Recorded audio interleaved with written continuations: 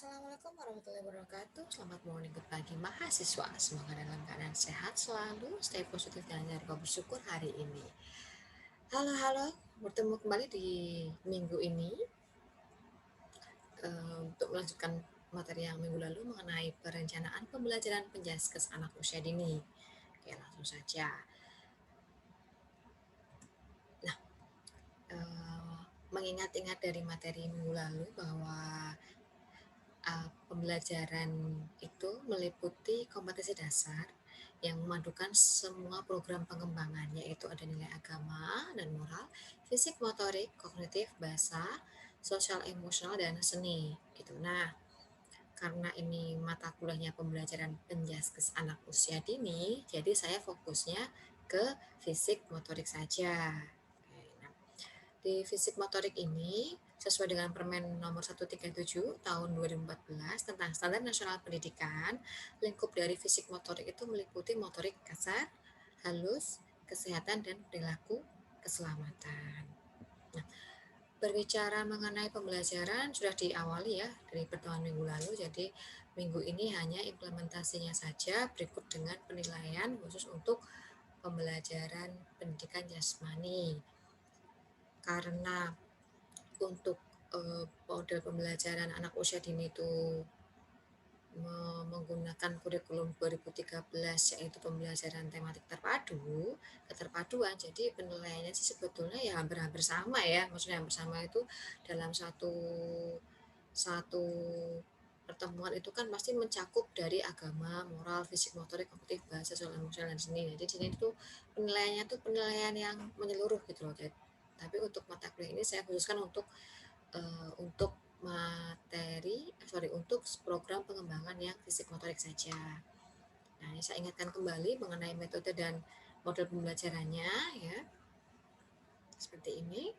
Untuk metodenya ada demonstrasi bercakap-cakap sampai dengan eksperimen. Untuk model pembelajarannya ada model pembelajaran berkelompok berdasarkan sudut, kegiatan pengaman, area, dan sentra. Nah, pembelajaran di anak usia dini itu dilakukan melalui kegiatan bermain ya. Bermainnya itu bukan asal bermain ya, tapi bermain secara interaktif, inspiratif, menyenangkan, kontekstual, dan tentu berpusat pada anak. Jadi pembelajarannya itu bukan dari guru ke siswa, tapi justru kita mengeksplorasi siswanya. Karena apa? Guru itu hanya sebagai fasilitator saja gitu. Jadi tetap yang mesti lulus tetap gurunya lah. Kalau bukan gurunya siapa? Gitu. Kenapa ada PAUD ya? Itu tadi untuk menstimulus si siswanya. Nah, pelaksanaan pembelajaran tadi itu menerapkan beberapa prinsip, yaitu kecukupan jumlah dan keragaman jenis bahan ajar, alat permainan edukatif, waktu, dan siswa. Jadi di sini sarana prasarana sangat menunjang ya, sangat menunjang untuk pembelajaran di anak usia dini tadi, pembelajaran melalui bermainnya tadi. Gitu. Jadi diusahakan permainan-permainan yang ada di sekolah itu yang mampu menstimulus fisik motorik siswa.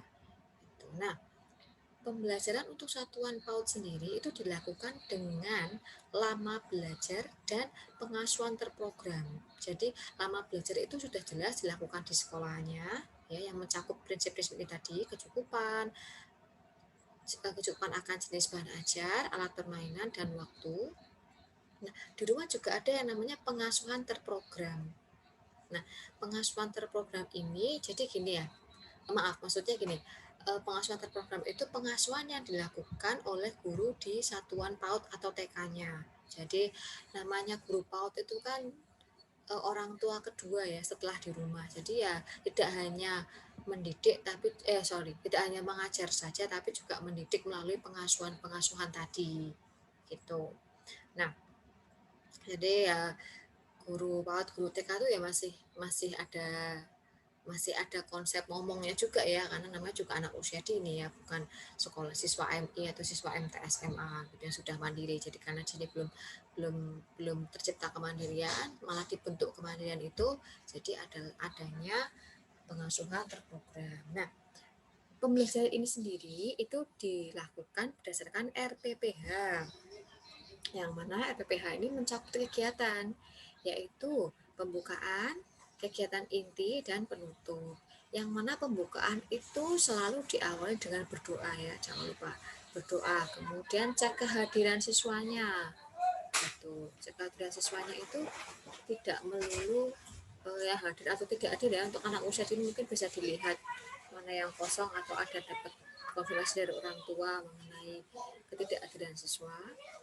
Lalu ada pula penyampaian tujuan belajar. Jadi penyampaian tujuan belajar hari ini tuh belajar apa sih, apa yang akan didapat itu perlu disampaikan.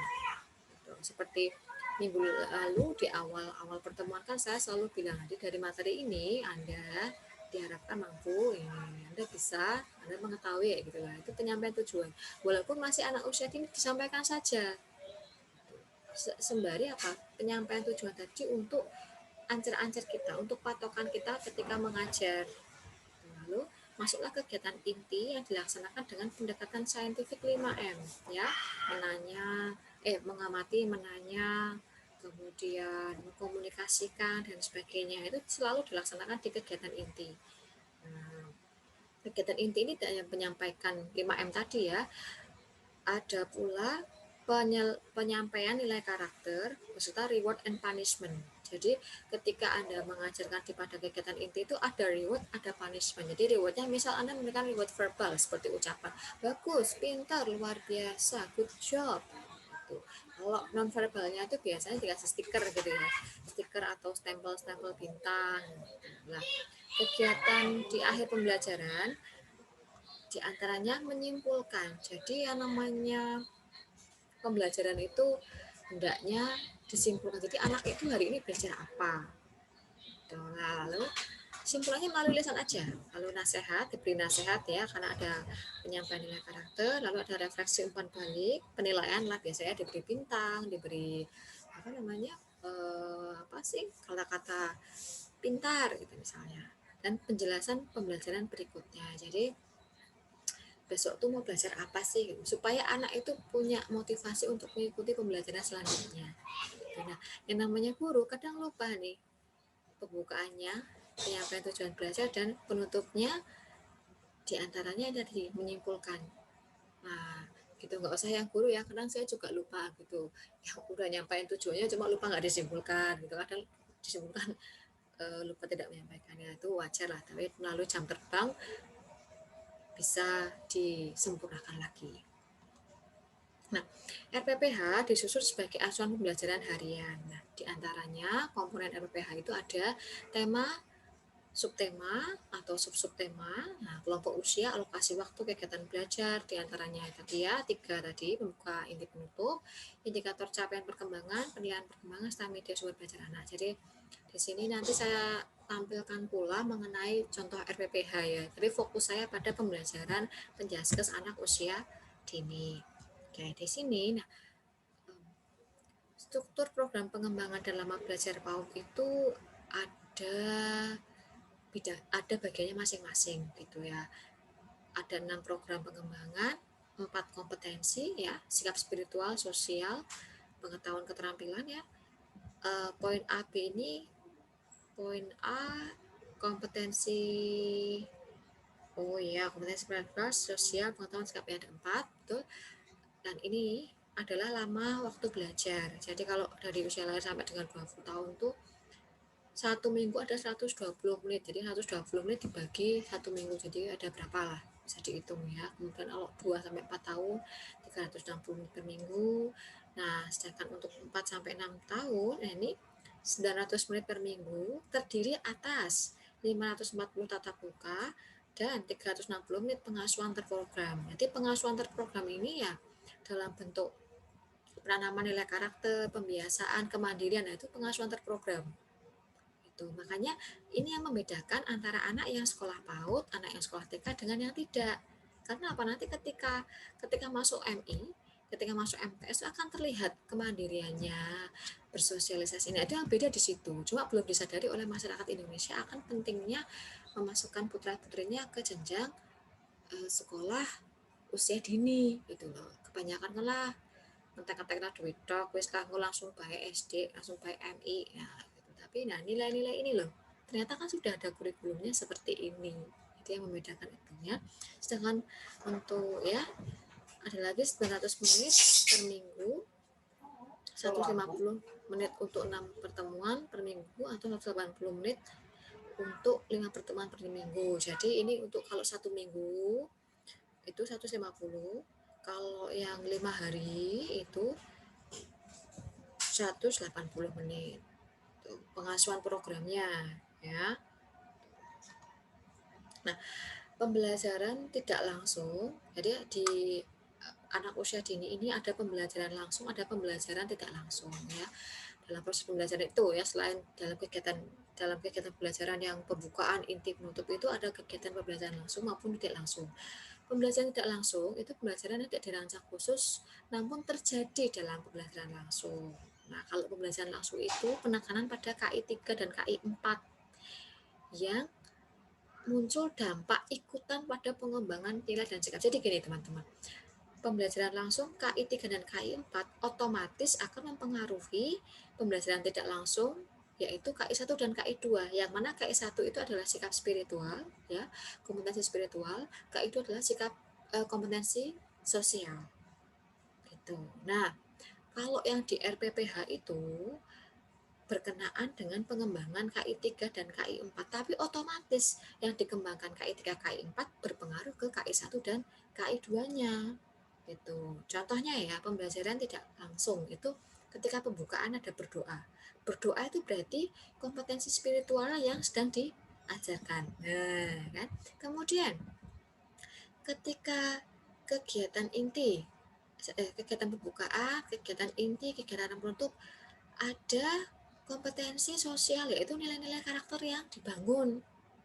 Nah, itu dilihat dari KI 2-nya melalui kegiatan pembukaan, inti, dan penutup. Jadi, yang namanya proses pembelajaran itu tidak hanya menilai dari pengetahuan dan keterampilannya saja, akan tetapi kompetensi spiritual dan sosialnya juga terpengaruhi, otomatis juga masuk di situ.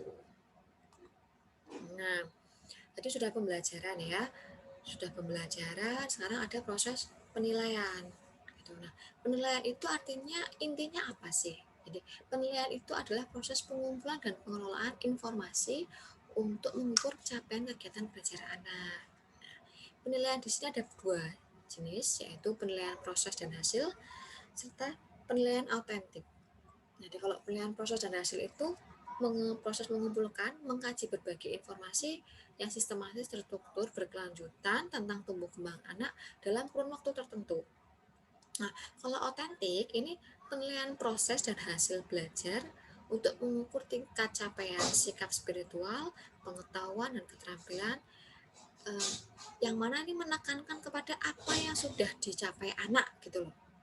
Apa yang coba yang dilakukan anak itu apa? Kalau proses hasil ini kan prosesnya sampai hasil, tapi kalau autentik ini lebih kepada hasilnya ya. Makanya kan ada yang namanya penilaian akhir semester gitu ya di PAUD di TK, walaupun tidak terasa, tapi kan ada program itu. Nah, itu untuk menilai ini tadi. Nah, penilaian ini dilakukan mulai anak datang, selama proses pembelajaran, saat istirahat, bahkan sampai pulang. Makanya tadi di slide sebelumnya saya jelaskan bahwa penilaiannya itu berlangsung dari pembukaan, kegiatan inti, penutup, walaupun pengembangannya pengetahuan dan keterampilan, akan tetapi berpengaruh turunan pada kompetensi spiritual dan sosialnya.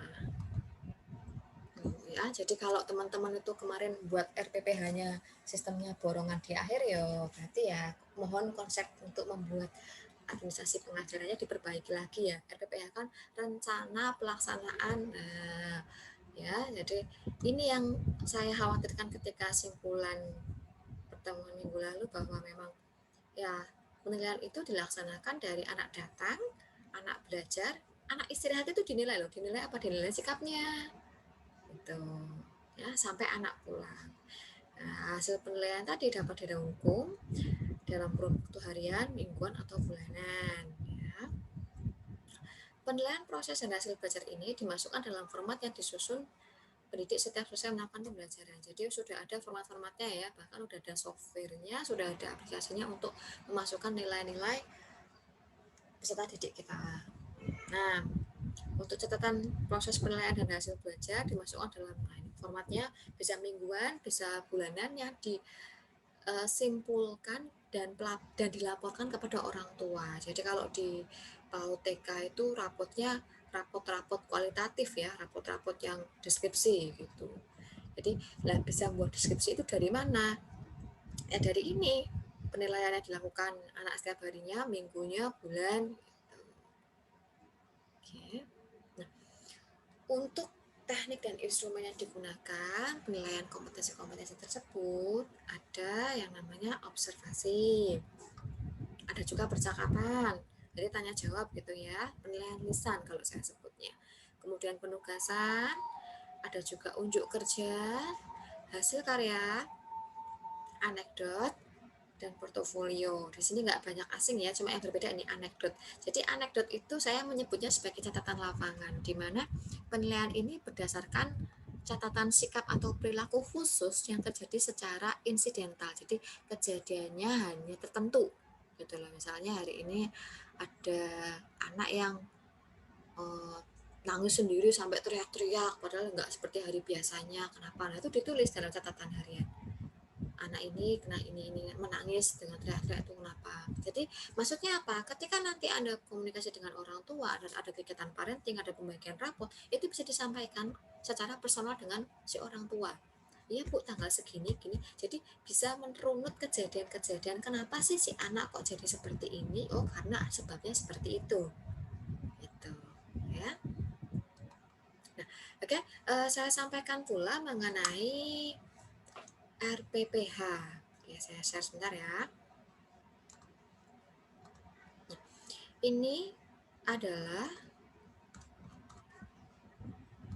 RPPH, Rencana Pelaksanaan Pembelajaran Harian. Saya ambil untuk kelompok B ya, usia 5 sampai 6 tahun dengan tema diriku. Di sini yang saya merah-merahi adalah untuk khusus pada pembelajaran pendidikan jasmani. Ya, materinya apa? Mengenai anggota tubuh, fungsi anggota tubuh, cara merawat. Nah, materi yang dimasukkan untuk pembiasaan. Nah, pembiasaan ini untuk KI 2-nya atau sikap sosialnya. Ini alat dan bahannya. Sudah ini ya, sudah familiar ya teman-teman dengan RPPH ini. Jadi saya di sini memfokuskan kepada sistem penilaiannya karena bisa jadi teman-teman dalam menilai anak didik itu belum belum detail ya, belum spesifik gitu. Ini saya membagi khusus untuk pembelajaran penjaskesnya. Nah, yang saya merah-merahi untuk penjaskesnya ada KD 2.1 yaitu anak terbiasa mencuci tangan dan menggosok gigi. Kemudian 3.4 sampai dengan 4.4 anak dapat menyebutkan nama anggota tubuh, fungsi anggota tubuh, cara merawatnya. Nah, langsung saja ya. Ini saya fokuskan. Nah, ini adalah penilaian afektif sikap spiritual, berarti KI 1. Ya, KI 1 ini menggunakan lembar pengamatan atau observasi, formatnya seperti ini teman-teman. Nah, di sini saya ambil satu aspek yaitu aspek berdoa. Contohnya, di sini ada aspek berdoa. Untuk penilaiannya ada kategori nampak dan tidak nampak. Ya, misalnya muridnya namanya Syafa. Syafa itu kalau berdoa nampak. Nah, ya udah. Kalau ada yang tidak nampak, diberi keterangan. Alika mengganggu temannya. Keterangannya kenapa? Ini anak kok nggak bisa anteng berdoa itu kenapa? Oh, ternyata dia ternyata mengganggu temannya. Kemudian di sini ada penilaian afektif atau sikap. Nah, sikap teman-teman untuk pembelajaran saya sarankan untuk penilaian sikap 1 hari cukup 1 sikap saja. Karena apa? Karena murid Anda itu banyak ya. Ya walaupun PAUD itu maksimal 10 atau 15, tapi kan yang dinilai kalau udah 1 sikap berarti 1 kali 15 anak. Sekarang kalau Anda menilai 2 sikap dalam 1 pembelajaran, berarti Anda melaksanakan penilaian sikap itu 30 kali. Sedangkan penilaiannya kan dari anak datang, anak belajar, anak pulang. Itu kan bikin pusing ya. Jadi cukup dengan 1 sikap saja. Misalnya di sini untuk penjaskesnya saya ambil sikap tentang disiplin cuci tangan ya, karena tadi KD-nya kan 2.1 mengenai cara mencuci tangan dan menggosok gigi. Saya pilih satu saja yaitu cuci tangan. Jadi misalnya ini, untuk sikap disiplin, untuk sofa tidak baik, karena apa? Sofa bermain air ketika mencuci tangan. Nah, kalau misalnya yang baik boleh dikasih keterangan, boleh. Keterangannya apa? Alihkan mencuci tangan dengan 7 langkah. Nah, itu boleh. Nah, kemudian berikutnya ada penilaian kognitif atau pengetahuan. Pengetahuan di sini, kalau teman-teman mungkin di eh, lembaganya menggunakan bintang-bintang ya, karena untuk anak usia ini nggak mungkin lah dikasih 80, 70. Dikasih nilai secara angka itu jarang, biasanya itu menggunakan bintang-bintang. Jadi ini saya hanya memberikan penilaian modelnya seperti ini ya, karena mengenai anggota tubuh, jadi saya ada soal 5, menjodohkan, ya kiranya yang benar dikali 20. Ini tergantung kebijaksanaan teman-teman ya dalam menilai. Jadi ada yang dikasih bintang, ada yang dikasih stempel senyum, ada yang dikasih apa namanya hanya tulisan saja atau gimana, ini terserah teman-teman. Mengikuti dari proses pembelajaran. Jadi saya di sini penekanannya ada pada aspek spiritual, sikap dan nah ini motorik, psikomotor. Nah, psikomotor ini saya membuat rubrik. Ini namanya rubrik ya teman-teman. Jadi yang namanya aspek psikomotor itu berkaitan dengan penilaian keterampilan. Jadi aktivitas yang dilakukan oleh anak. Di sini bentuknya rubrik, rubrik seperti ini ya, kotak-kotak dengan kriteria tertentu. Nanti ada jumlah kalkulasinya seperti ini. Jadi yang memberi nilainya itu ya ada standarnya. Di sini ada rubrik cara menjaga kesehatan tubuh dengan cuci tangan. Ini ada 2 kriteria yang saya pakai, yaitu melaksanakan cuci tangan menggunakan sabun dan air mengalir, serta kesadaran mencuci tangan. Nah, ini adalah nilai perolehannya, scoringnya, pedomannya seperti ini. Ya, jadi tidak semata-mata langsung BC, baik sekali, baik cukup. Nah, ada perhitungannya. Ya, ya.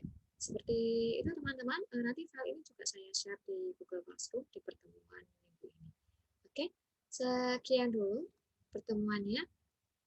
Jadi simpulannya adalah yang namanya pembelajaran menjelaskan pada anak usia dini itu dilaksanakan mencakup 3 aspek ya, aspek pengetahuan, afektif, dan psikomotor. Jadi jangan sampai lepas dari 3 hal itu. Dan pelaksanaan pembelajarannya pun secara tematik ya, secara terpadu, yang mana program penilaiannya ya itu satu dengan lain. Maksud saya seperti nilai dan moral agama, fisik motorik, bahasa, itu loh sasaran-sasarannya itu digabungkan dalam satu hari. Nah, kemudian untuk pembelajaran itu hendaknya dibuat sebelum pelaksanaan pembelajaran. Gunanya apa ya? Untuk pegangan, supaya tidak bingung dan meringankan pekerjaan Anda. Oke, maka semoga bermanfaat materi kali ini. Sekian dari saya. Mohon maaf pada salah kata, jaga kesehatan, tingkatkan keimanan, supaya virus segera dulu. Oh ya, jangan takut untuk divaksin ya.